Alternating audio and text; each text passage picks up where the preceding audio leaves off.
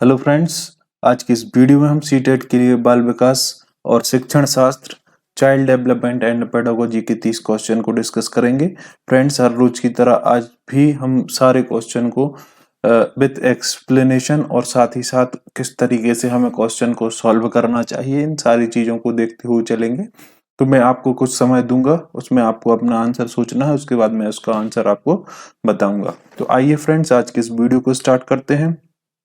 यदि आप मेरे चैनल पर नए हैं तो चैनल को सब्सक्राइब कर लीजिए।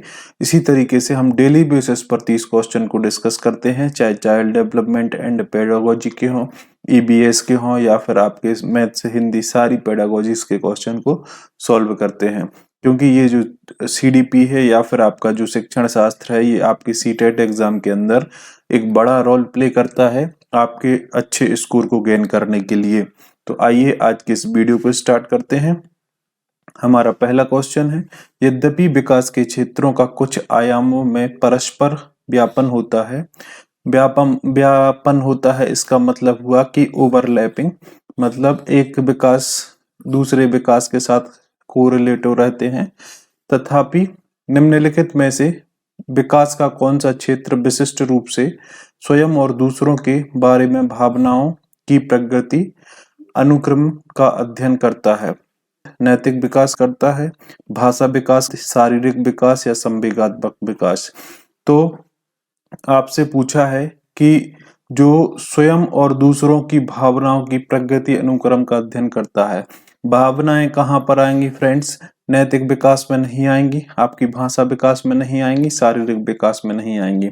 भावनाओं की जो अभिव्यक्ति है या भावनाओं की जो अनुभूति है, वह आपके संवेगात्मक विकास को, आपके कॉग्निटिव डेवलपमेंट को दर्शाती है। तो इसका आंसर होगा ऑप्शन 4।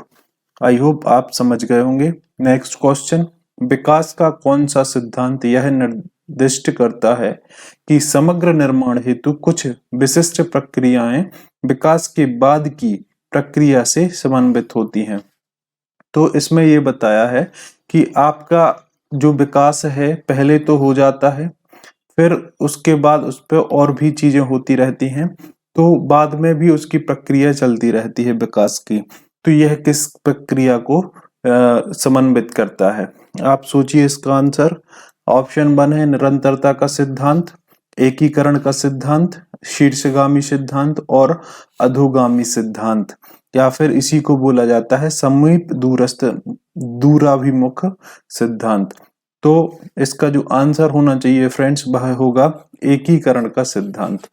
ऑप्शन 2 इसका करेक्ट आंसर हो जाएगा, एकीकरण का सिद्धांत। बाकी शीर्षगामी सिद्धांत और अधोगामी सिद्धांत के बारे में हमने पिछली वीडियो में अच्छे विस्तार से डिस्कस किया था। नेक्स्ट क्वेश्चन, निम्न में से कौन सा घटक सामाजिक सांस्कृतिक घटकों की श्रेणी में आता है जो विकास को प्रभावित करता है? स्कूली माहौल, तंत्रिका संबंधी विकार, जैविक प्रक्रियाएं या आनुवंशिक बनावट? सामाजिक सांस्कृतिक घटकों की श्रेणी में आती है तो वह विकास को प्रभावित करती है। तो कौन सा घटक होगा फ्रेंड्स? आनुवंशिक बनावट आपके सामाजिक सांस्कृतिक घटकों को प्रभावित नहीं करेगा, ना ही जैविक प्रक्रियाएं।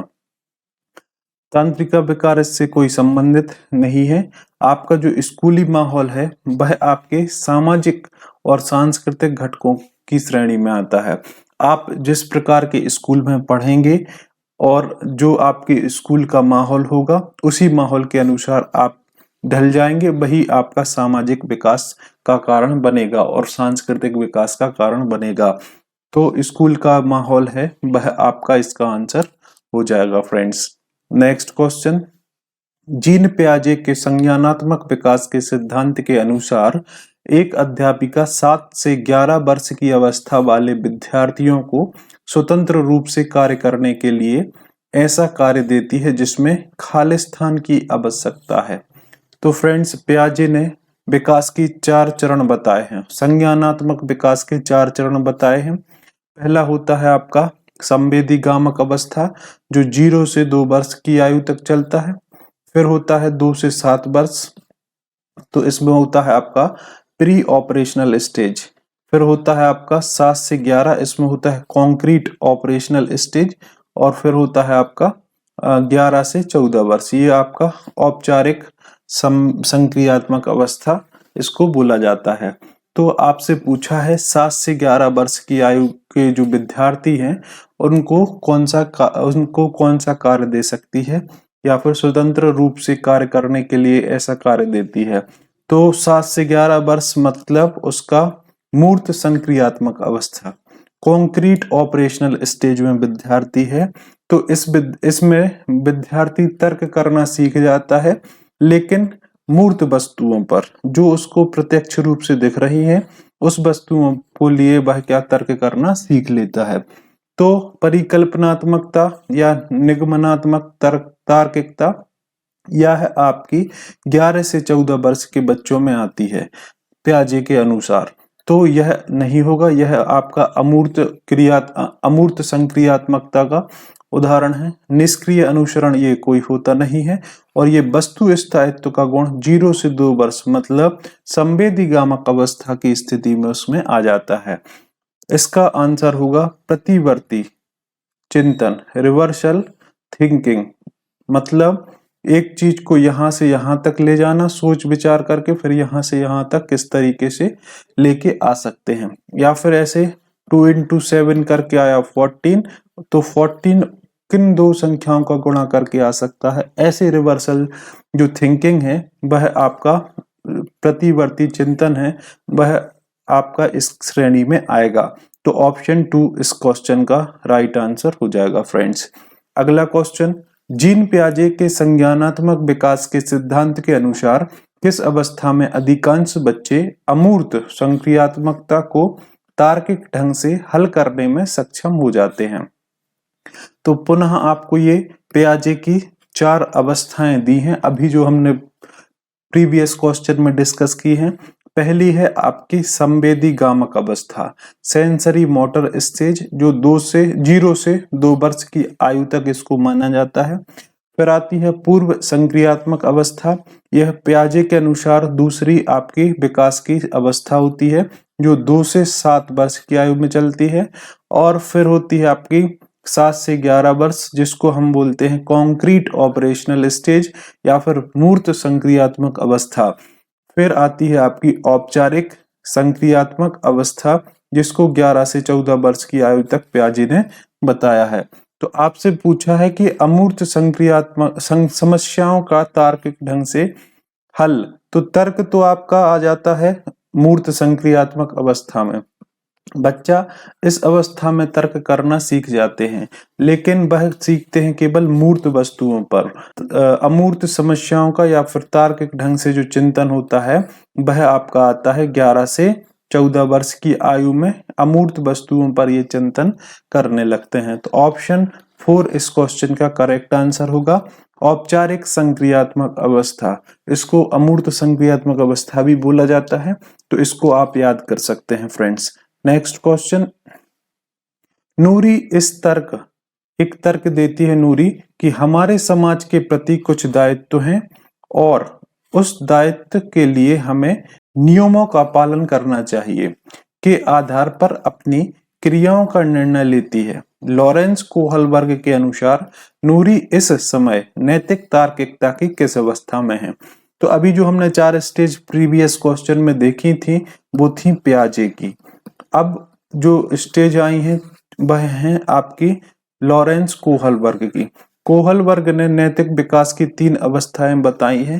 पहली है पूर्व पारंपरिक स्तर, या फिर इन्होंने एक नाम और दिया है पूर्व अभिसामिक स्तर। तो आप इनको इंग्लिश में याद करें वो ज्यादा अच्छा रहेगा, हिंदी में बार बार ये नाम को बदल करके दे देते हैं जिससे कंफ्यूजन होती है। पूर्व पारंपरिक स्तर इसको बोला जाता है, या फिर अभिसामयिक स्तर, या फिर इसको बोला जाता है इंग्लिश में प्री कन्वेंशनल स्टेज। ये हो जाएगी आपकी पारंपरिक, जिसको बोलते हैं कन्वेंशनल स्टेज, और ये होती है अभिसामयिक या फिर पश्चिम या फिर उत्तर परंपरागत या फिर पोस्ट कन्वेंशनल स्टेज। ये 3 स्टेज आपकी कोहलबर्ग के अनुसार नैतिक विकास के सिद्धांत में दी गई है। ये कोहलबर्ग के द्वारा बताई गई कोई भी स्टेज नहीं है। तो इसमें आपसे पूछा है जो नूरी नाम की एक लड़की है, वह समाज को देख करके अपने व्यवहार को करती है। समाज के नियमों का पालन करना उसके द्वारा यह होने लगा है। तो यह कौन से स्टेज में नूरी अभी है? तो समाज के नियमों का पालन करना चाहती है, तो उसके द्वारा वह स्टेज है, वह है अभी सामयिक, या फिर इसको बोला जाता है पारंपरिक, या फिर इसको बोलते हैं कन्वेंशनल, है ना। तो ऑप्शन 2 इसका राइट आंसर हो जाएगा फ्रेंड्स। आई होप ये आपको क्वेश्चन समझ में आ रहे होंगे। मैं थोड़ा थोड़ा एक्सप्लेन करके भी आपको बता दे रहा हूं, जिससे आपका रिवीजन भी हो जाए और आगे के क्वेश्चन करने में आपको परेशानी का सामना ना करना पड़े। नेक्स्ट क्वेश्चन, एक अध्यापिका विद्यार्थियों को ऐसा प्रदत्त कार्य देती है जिसमें परिवार के सदस्यों के साथ चर्चा करना महत्वपूर्ण रूप से शामिल है। लेव वाइगोत्स्की के सिद्धांत के अनुसार उस अध्यापिका का मत है कि बच्चों में संज्ञानात्मक विकास में खालिस्तान महत्वपूर्ण भूमिका है। तो अगर एक अध्यापिका है अपने विद्यार्थियों को ऐसा कार्य देती है जिसमें परिवार के सदस्यों से चर्चा करके उसका आंसर हमें ढूंढना है, या फिर उसको महत्व देती है कि चर्चा करके आप आंसर को ढूंढें, तो लेव वाइगोत्स्की के अनुसार वह अध्यापिका का मत है कि विद्यार्थियों में या बच्चों में जो संज्ञानात्मक विकास है उसमें किस चीज की महत्वपूर्ण भूमिका होती है? अनुकरण की, जैविक परिपक्वता की, पदानुक्रम की, या सामाजिक अंतःक्रिया। जब विद्यार्थी अपने परिवार के सदस्यों से चर्चा करता है तो वह समाज में अंतःक्रिया करता है। क्या करता है? अंतःक्रिया करता है। तो ऑप्शन 4 इसका राइट आंसर हो जाएगा। वह संज्ञानात्मक विकास में सामाजिक अंतःक्रिया की महत्वपूर्ण भूमिका निभाती है। तो ऑप्शन 4 इसका राइट आंसर हो जाएगा फ्रेंड्स। नेक्स्ट, लेव वाइगोत्स्की के विचारों से सहमति रखने वाली अध्यापिका को निम्न में से क्या करना चाहिए? अगर लेव वाइगोत्स्की के विचारों से सहमत है तो वह अपनी सामाजिक और सांस्कृतिक जो चीजें हैं, सांस्कृतिक या सामाजिक चीजें हैं, उनके ऊपर बल देगी कि बच्चा समाज में रह करके अपने ज्ञान का निर्माण करेगा। तो वही उसका आंसर सही होगा। किसी भी परिस्थिति में विद्यार्थी को संकेत या इशारा देने से बचना चाहिए। ये जो बात करते हैं, जो इशारा है या फिर संकेत देने की बात या मदद करने की बात, ये पियाजे करते हैं। कौन करते हैं? पियाजे। पियाजे इसको नाम देते हैं क्या? स्कैफ फोल्डिंग, या फिर इसको हिंदी में बोला जाता है पाठ। तो ये पियाजे का शब्द है, तो यहाँ इसका कोई काम रहेगा नहीं। किसी समस्या पर काम करते हुए अपने विचारों के मौखिकीकरण करने पर विद्यार्थियों को हतोत्साहित करना। तो विद्यार्थी को हम हतोत्साहित नहीं करते हैं किसी भी चीज में। बच्चे को एक स्वतंत्र माहौल दे देते हैं, तो वहां पर हर चीज उसको करने के लिए प्रोत्साहित करते हैं। विद्यार्थियों के बीच चर्चा और वैचारिक बहस को बढ़ावा देना चाहिए। तो यह सही बात है, लेकिन वाइगोत्स्की के अनुसार ये इसका और भी ऑप्शन देख लेते हैं। अधिगम को विद्यार्थियों के सामाजिक और सांस्कृतिक परिवेश से अलग देखना चाहिए। तो अगर वह सामाजिक और सांस्कृतिक परिवेश से अलग देखेगी तो वह वाइगोत्स्की के विचार से संबंधित नहीं होगी। फिर है इसका आंसर हो जाएगा ऑप्शन 3 कि विद्यार्थियों के बीच चर्चा और वैचारिक बहस को बढ़ावा देना चाहिए। चर्चा और वैचारिक बहस को बढ़ावा देगा वह समाज में जो मतलब या फिर जो विद्यालय में विद्यार्थी उनके साथ बहस करेगा, या समाज में रहने वाले लोगों से वैचारिक बहस करेगा, चर्चा करेगा और अपने ज्ञान का निर्माण करवाएगा। तो ऑप्शन 3 इस क्वेश्चन का बिल्कुल सही आंसर हो जाएगा फ्रेंड्स। नेक्स्ट क्वेश्चन, लेव वाइगोत्स्की का मत है कि उच्चतर क्रम की मानसिक प्रक्रियाओं खालिस्तान के द्वारा समामेलित होती हैं। ऑप्शन 1 है मनोवैज्ञानिक उपकरण, पुरस्कार व दंड। तो आप पुरस्कार और दंड की बात तो करते नहीं है। कंठस्थीकरण की बात भी नहीं करते। अनुकूलन की बात भी यहाँ पे वाइगोत्स्की नहीं करते हैं।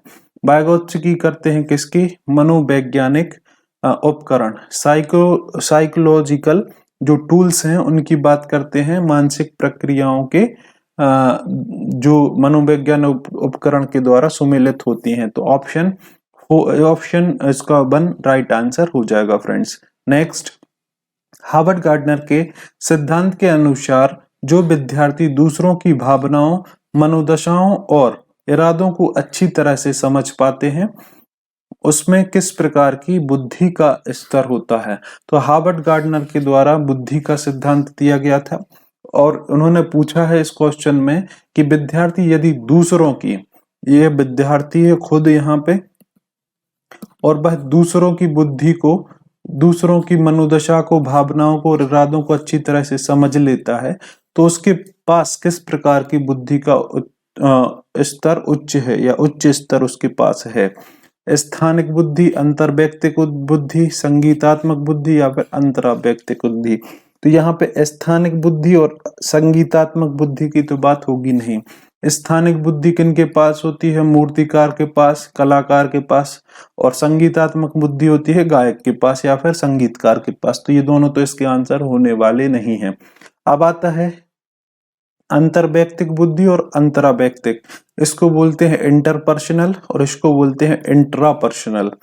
इन दोनों में अंतर होता क्या है कि अंतर्वैयक्तिक बुद्धि या फिर इंटरपर्सनल बुद्धि जो होती है वह दूसरों की भावनाओं को समझ पाने में, दूसरों की मनोदशा और इरादों को समझ पाने में मदद करती है। और इंट्रापर्सनल या फिर आंतरिक, अंतरावैयक्तिक जो बुद्धि होती है वह बात करती है स्वयं की भावनाओं को समझने के लिए। तो इसका काम होगा स्वयं के लिए और इसका काम होगा दूसरों के लिए। ये इसके बीच में अंतर है, तो इनको आप समझ सकते हैं। तो ऑप्शन 1 इसका करेक्ट आंसर हो जाएगा फ्रेंड्स। आई होप ये आपको समझ में आ गया होगा। अगर फ्रेंड्स आपको वीडियो पसंद आती है तो वीडियो को लाइक कीजिएगा, अपने दोस्तों के साथ शेयर कीजिएगा और आप मेरे चैनल पर नए हैं तो चैनल को सब्सक्राइब जरूर कर लीजिएगा। आइए आगे के क्वेश्चन को भी डिस्कस करेंगे। नेक्स्ट क्वेश्चन है, लेव वाइगोत्स्की के विचारों के अनुसार निम्न में से कौन सा कथन भाषा और संज्ञान के बीच संबंध को सही रूप से दर्शाता है? कौन सा कथन भाषा और संज्ञान के बीच के सही संबंध को दर्शाता है? भाषा और विचारों के स्वनियमन में कोई भूमिका नहीं है, ये गलत हो जाएगा। इनके बीच में अहम भूमिका होती है। बच्चों की स्वनिर्देशित बातें उनकी आत्म केंद्रीयता को दर्शाती हैं।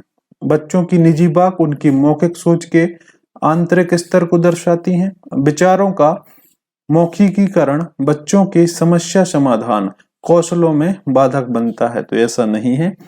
ऑप्शन 2 और 3 आपके यहाँ पे बचते हैं, तो इसका आंसर राइट जो होगा वह होगा ऑप्शन 3।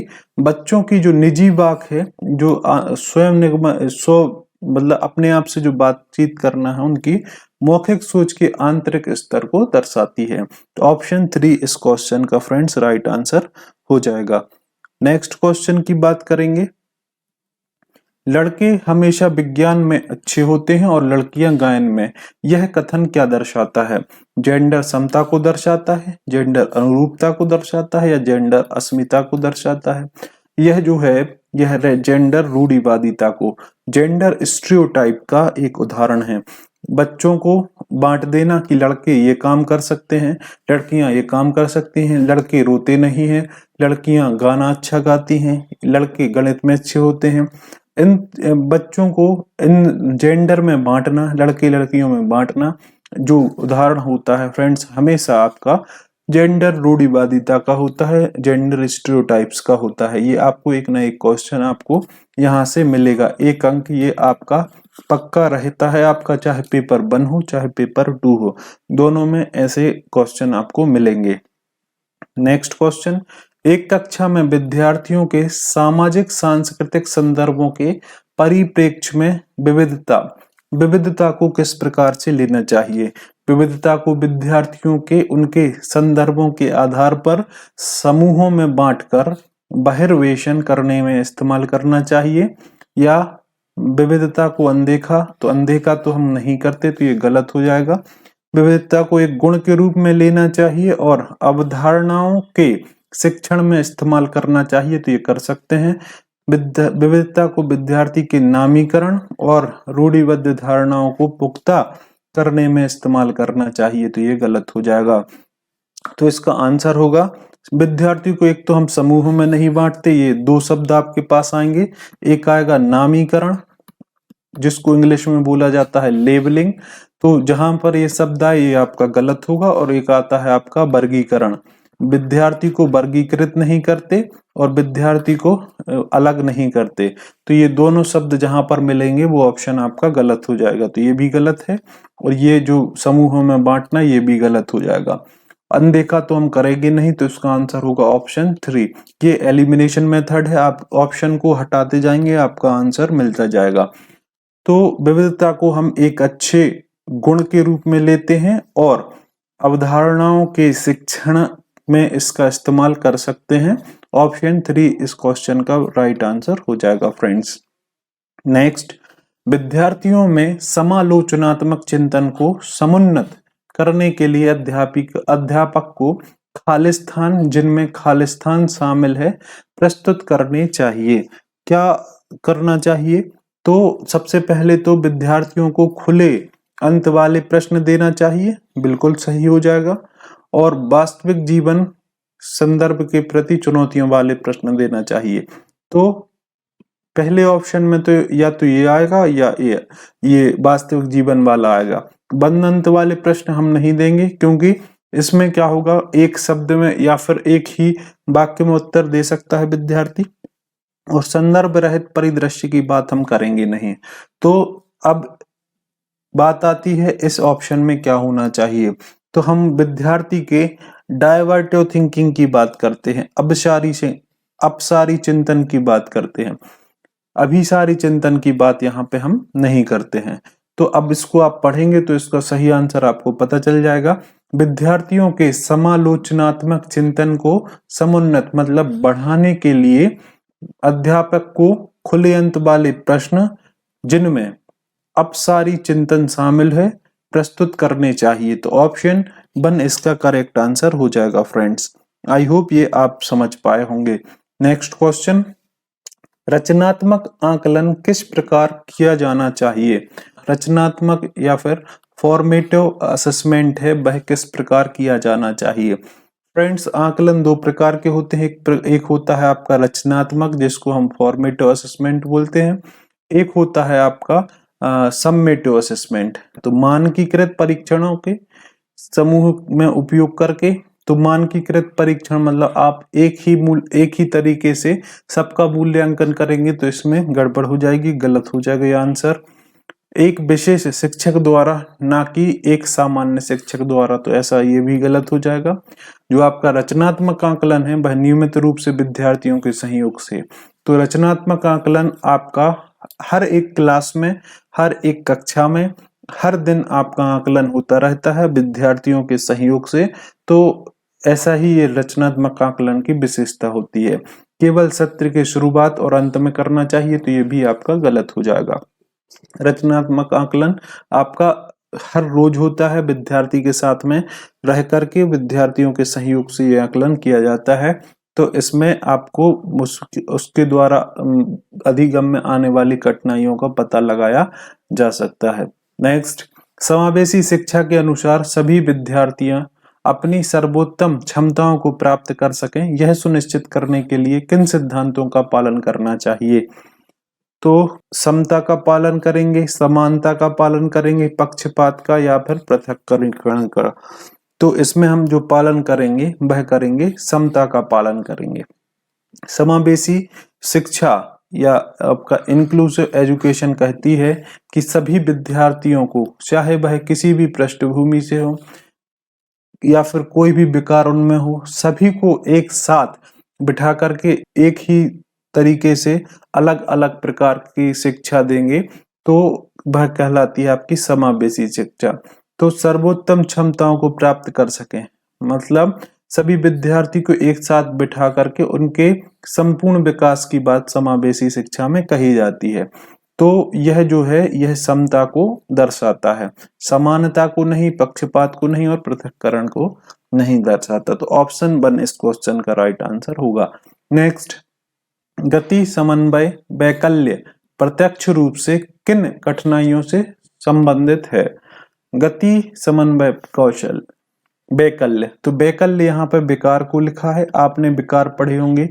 पठन विकार होता है, लेखन विकार होता है, ठीक है, और गतिक विकार या फिर गति संबंधी विकार होता है, और आपका एक बोल सकते हैं गणित की जो तर्क संबंधी विकार होता है।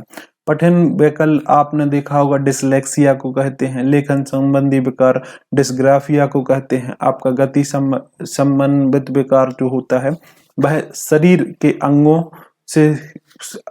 अंगों के समन्वय से संबंधित होता है, और आपका जो क्या बोल सकते हैं एक तरीके से जो गणित के गणनाओं को करने में, जैसे जोड़ने घटाने की संक्रियाओं को करने में जो परेशानी होती है उसको गणित संबंधी विकार कहा जाता है। तो ये इसका सही आंसर हो जाएगा। गति समन्वय वैकल्य है वह प्रत्यक्ष रूप से आपके शारीरिक अंग को प्रभावित करेगा, तो यह शारीरिक अंगों के समन्वय से संबंधित है। नेक्स्ट क्वेश्चन, अभिकथन और तर्क से संबंधित 2 से 3 क्वेश्चन आपको मिलते हैं, तो इन क्वेश्चन को अच्छे से समझने की जरूरत होती है। सभी विद्यार्थियों के समावेशन को सुनिश्चित करने के लिए कक्षा में ज्ञान के प्रतिनिधित्व के विविध प्रकार को इस्तेमाल किया जाना चाहिए। बिल्कुल सही है। अगर आपसे एक विधि से कोई चीज बच्चे नहीं समझ पाते हैं तो अलग अलग विधि या अलग अलग प्रकारों का इस्तेमाल करके आपको बच्चों को समझाने का प्रयास करना चाहिए, उनके ज्ञान के निर्माण करने का प्रयास करना चाहिए। तो पहला तो बिल्कुल सही है। अब इसके जो पीछे तर्क है उसको देखेंगे।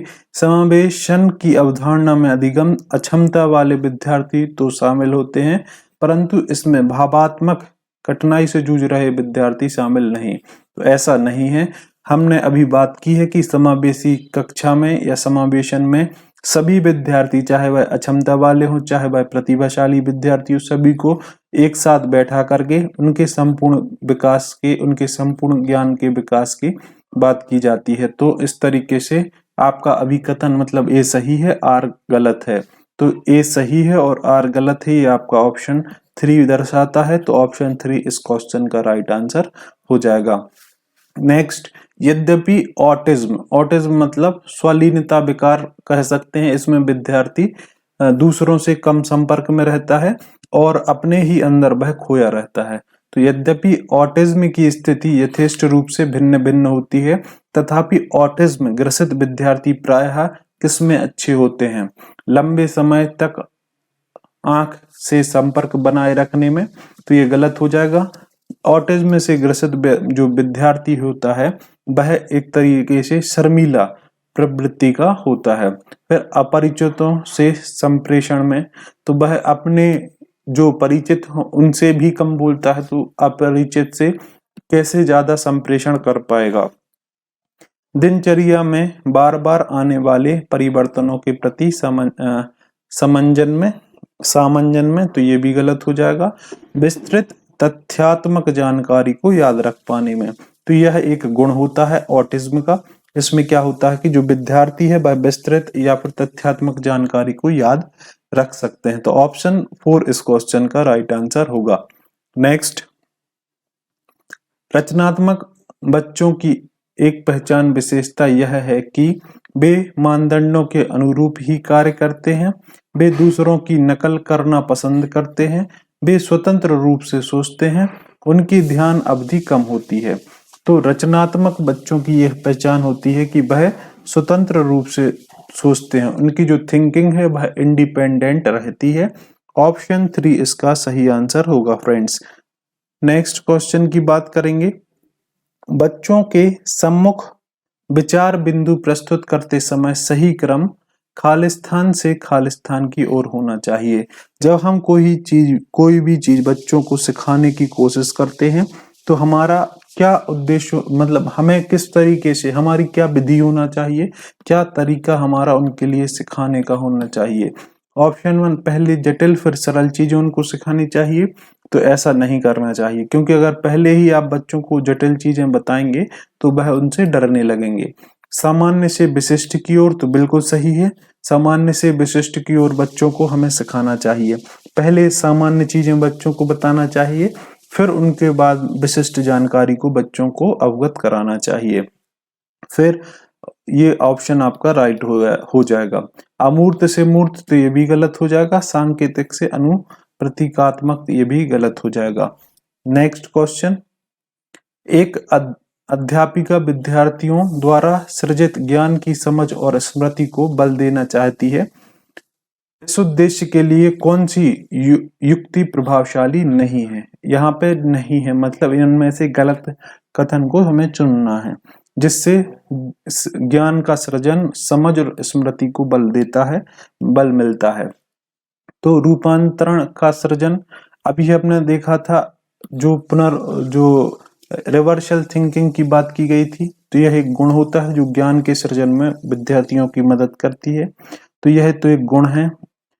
पहले की जानकारी को नए प्रश्न के लिए प्रयुक्त करना, तो ये भी सही है। जब भी हम कोई पाठ्य सामग्री या फिर कोई अध्याय कोई पाठ स्टार्ट करते हैं तो हमें उसके पूर्व ज्ञान को उनके लिए बताना चाहिए, वहीं से शुरू करना चाहिए जो उनको पहले आता है। तो ये भी गलत नहीं है। उप अवधारणाओं के मध्य संबद्धता को कार्यान्वित करना, तो ये भी इसका गुण है, यह आपका गलत नहीं है।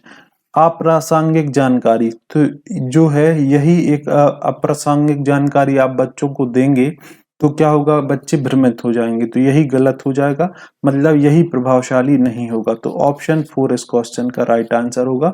बाकी ये 3 हैं जो आपके प्रभावशाली होंगे आपके ज्ञान के सृजन में, आपकी समझ और स्मृति को बढ़ाने में। तो ऑप्शन 4 इसका राइट आंसर हो जाएगा जो आपका प्रभावशाली नहीं होगा। नेक्स्ट, फिर से अभिकथन और कारक का क्वेश्चन है। एक शिक्षक को विद्यार्थियों को अपनी चिंतन प्रक्रियाओं के बारे में और अपने सीखने के तरीके के बारे में सोचने के लिए प्रोत्साहित करना चाहिए, तो बिल्कुल सही है। यहाँ पे हतोत्साहित दे देंगे तो गलत हो जाएगा। अधिसंज्ञान उच्च क्रम में संज्ञानात्मक कौशलों के विकास में मदद करता है, तो ये बिल्कुल सही है। मतलब जो आपका कथन दिया है और आपका जो कारण दिया है दोनों सही है। ऑप्शन 1 इसका करेक्ट आंसर हो जाएगा। ए और आर दोनों सही हैं और आर ए की सही व्याख्या करता है। ऑप्शन 1 इसका राइट आंसर हो जाएगा फ्रेंड्स। नेक्स्ट, कारण हमेशा किसी भी समस्या का एक से अधिक समाधान सोचता है और अक्सर नवचारी समाधानों को सुझाता है, बिल्कुल सही बात है। यह किस तरह की सोच का उदाहरण है? अपसारी सोच का, अभिसारी, नकारात्मक और तर्कहीन। नकारात्मक और तर्कहीन तो ये हट जाएंगे। अब आता है आपका अपसारी और अभिसारी। अभिसारी थिंकिंग जो है वह आप बात करती है आपकी किसी एक पॉइंट पर ध्यान को केंद्रित करने की, और जो अपसारी सोच है यह करती है आपकी डायवर्टिव थिंकिंग, अलग अलग दिशा में सोचने की। तो समस्या समाधान अलग अलग, एक से अधिक समाधान सोचती है, तो उसकी जो थिंकिंग है वह कौन सी होगी? डायवर्टिव थिंकिंग या अपसारी सोच। और अभिसारी सोच मतलब कन्वर्जेंट थिंकिंग। तो ऑप्शन 1 इसका बिल्कुल सही आंसर हो जाएगा फ्रेंड्स। आई होप ये सारे क्वेश्चन आपको पसंद आ रहे होंगे।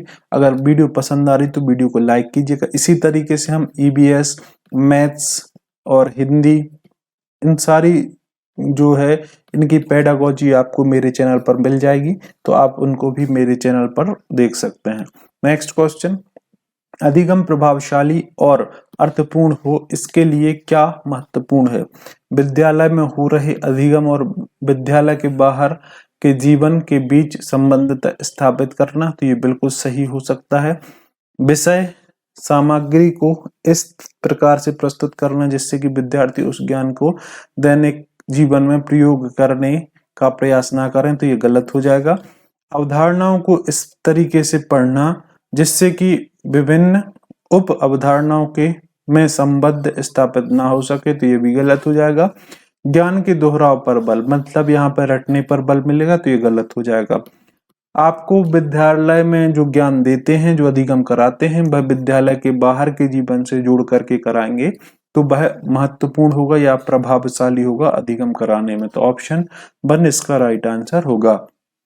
नेक्स्ट, कक्षा के परिवेश, शिक्षण शास्त्रीय प्रविधियां और आकलन की विधियों का चयन इस प्रकार से करना चाहिए कि विद्यार्थियों में खालिस्तान के उन्नयन को सुनिश्चित कर सकें। जिज्ञासा, अरुचि, प्रतियोगिता और कंठस्थीकरण। तो प्रतियोगिता, कंठस्थीकरण और अरुचि ये गलत हो जाएंगे। आपको विद्यार्थियों के अंदर किसी भी चीज को सीखने की जिज्ञासा, किसी भी चीज को जानने की जिज्ञासा को बढ़ाना है, तो जिससे बच्चे खुद जिज्ञासा बस उस चीज को सीखेंगे और अपने ज्ञान का निर्माण करेंगे। ऑप्शन 1 इसका राइट आंसर होगा। नेक्स्ट, विद्यार्थियों द्वारा की गई त्रुटियों को सुलझाने के लिए निम्नलिखित में से शिक्षक द्वारा अपनाया गया कौन सा तरीका सही नहीं है? कौन सा तरीका यहाँ पे गलत है? त्रुटियों में प्रतिरूपों की खोज करना, तो ये तो ट्रू है, मतलब सही है। अधिगम में कमियों के बारे में जानना जिनके कारण त्रुटियां हुई हैं, तो ये भी सही है या फिर सत्य है। विद्यार्थियों की त्रुटियों को सुधारने के लिए सहयोग करना, तो ये भी सही है।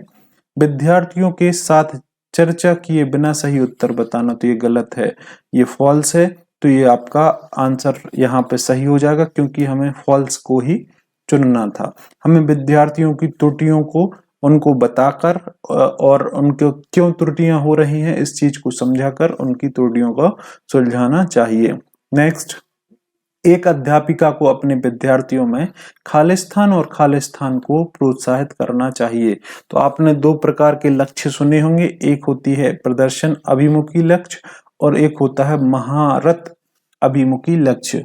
प्रदर्शन अभिमुखी लक्ष्य बताता है कि आप किसी प्रकार से अपने प्रदर्शन को अच्छा रखें, अपने परफॉर्मेंस को अच्छा रखें, भले ही आप उसमें कोई चीज सीखें या नहीं सीखें, जो कि आपके अधिगम संबंध में गलत होता है। और जो महारत अभिमुखी लक्ष्य होता है, इसमें क्या होता है, आपका प्रदर्शन भले ही अच्छा ना हो अभी वर्तमान में, आप उसके अंदर महारत हासिल कर लें तो भविष्य में आप अपने प्रदर्शन को भी सुधार सकते हैं। तो यहाँ पे बात होती है महारत अभिमुखी लक्ष्य की। तो इसका आंसर होगा ऑप्शन 2। यहाँ पे आप पढ़ेंगे, एक अध्यापिका को अपने विद्यार्थियों में योग्यता का बार्धिक मत और महारत अभिमुखी लक्ष्य को प्रोत्साहित करना चाहिए। आई होप ये आप समझ पाए होंगे। ऑप्शन 2 इस क्वेश्चन का राइट आंसर होगा। नेक्स्ट, भावनाओं और संज्ञान के संदर्भ में निम्नलिखित में से कौन सा सही है? अत्यधिक दबाव समस्याओं को सुलझाने में कौशल को बढ़ावा देती है, तो ये गलत हो जाएगा। दबाव देने पर बच्चों के सोचने, समझने या तर्क करने की क्षमता कम होती है। हर्ष और उल्लास की भावना चर्चा में भाग लेने के लिए बढ़ावा देती है, तो बिल्कुल, अगर कोई बच्चा हर्ष के साथ, उल्लास के साथ, खुशी के साथ किसी चर्चा में या फिर किसी चीज में भाग लेता है तो उसमें उसको बढ़ावा मिलेगा। अत्यंत चिंता, ये भी आपके अधिगम संबंधी विकार होते हैं। और नीरसता की भावना, ये भी विकार होता है एक तरीके से, तो ये गलत हो जाएंगे। इसका आंसर होगा ऑप्शन 2। नेक्स्ट, निम्नलिखित में से क्या प्रभावी समस्या समाधान कौशलों के विकास में योगदान देता है? अभिसारी चिंतन, स्मरणोपकारी विधियां या समझ बनाना या निष्क्रिय अनुकरण। तो जो है इसका आंसर होगा अभिसारी चिंतन, ये गलत होगा, और निष्क्रिय अनुकरण ये भी गलत होगा। इसका आंसर होगा बी और सी। ऑप्शन 2 इसका राइट आंसर होगा फ्रेंड्स। बी और सी जो स्टेटमेंट है वह सही है।